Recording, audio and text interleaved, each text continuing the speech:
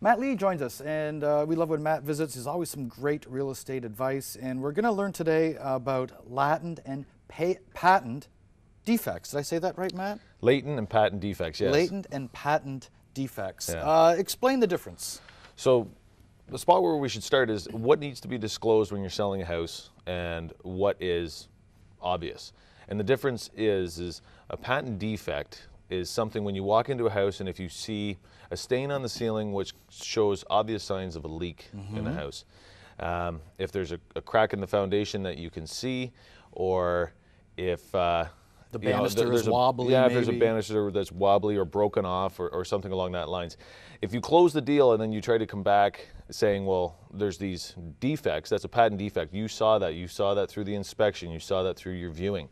A latent defect is if you turn around and there's a crack in the sewer line. That you don't see, so things that are almost hidden. Yeah, so if the house floods, like if you walk into the house and it looks really nice and say you have a brand new finished basement, but all of a sudden 6 months later or let's say a couple months later it floods. Well, and you find out that that actually was an insurance claim and that it floods on a regular basis. That's a latent defect. If there was a fire in the house and you didn't know about it, I mean, causing structural damage. Anything that you can't see. I always thought it was buyer beware, but in this case, the buyer is protected because there are some ramifications for selling a house that has problems with it. There's definitely a difference, and basically, buyer beware. It's so far gone now. I mean, basically, the patent defect where if you say, I'm going to go in and buy this house, I don't need an inspection, I want to buy it the way it is, then okay, the patent defects, you're going to have to take ownership of that because all of a sudden you walk through and you go, oh, well, this door's broken, or I didn't see this, or I didn't see that because you didn't take the time to do your due diligence. That's one thing.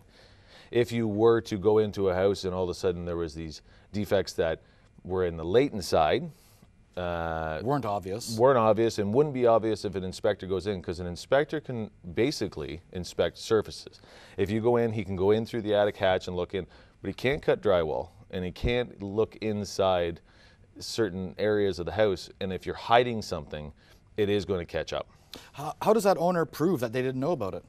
Is there a way that they can? Well, I think that it would be more on the buyer's side that they have to actually go and say, okay, let's talk to the insurance company, let's talk to these. You have to do a little bit of investigation on this and say, well, this looks brand new. How did this get here? I mean, you'd probably have to do, first thing I would do is contact a lawyer.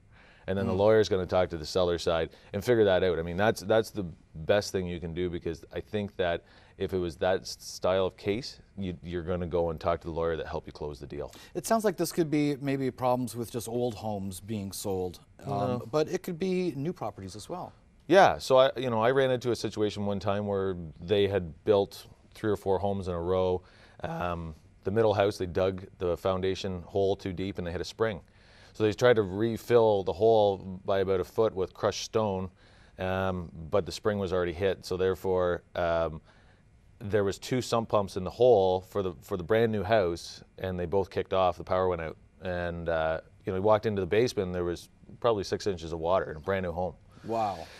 So you can run into situations where all of a sudden it doesn't matter if it's brand new or if it's an older home. These situations could happen right off the bat. You want to make sure that you know what you're getting into.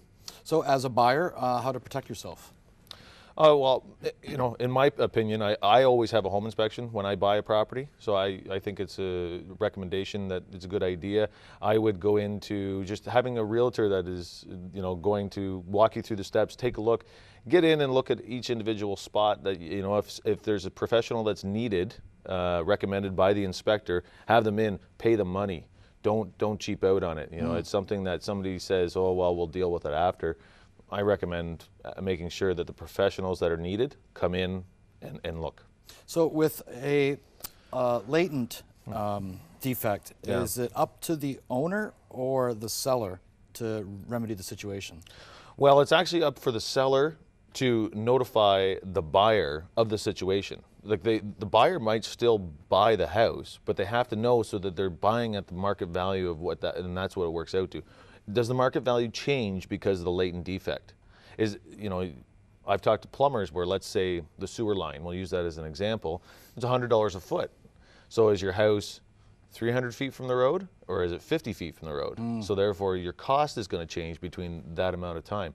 Is your house 2,000 square feet, or is it 1,000 square feet and your roof needs to be done, because of like sheathing that is, deteriorate, or, it could be any situation. Right. Great advice, as always. Thank you. Mr. Matt Lee, thank you so much. No problem.